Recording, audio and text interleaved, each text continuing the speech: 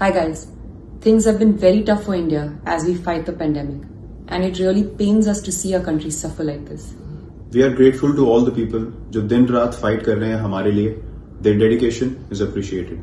पर अब उन्हें जरूरत है हमारे सपोर्ट की और हमें उनके साथ खड़े होने की. And so, Anushka and I have started a fundraiser on Keto, जिनके funds जाएंगे towards ACT grants. And we request you all कि आप इस initiative को join करें और donate करें. Every little bit makes a difference.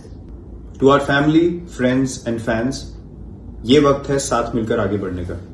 We will overcome this together. हम इस जंग को भी जीतेंगे if we are in it together. Stay safe. Jai Hind.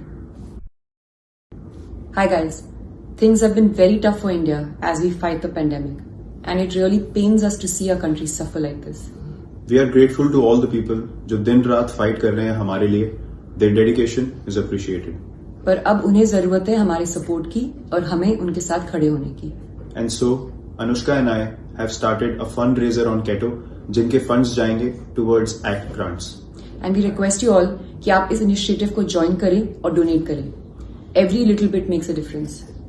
To our family, friends and fans, ये वक्त है साथ मिलकर आगे बढ़ने का. We will overcome this together. हम इस जंग को भी जीतेंगे if we are in it together. Stay safe. Jai Hind.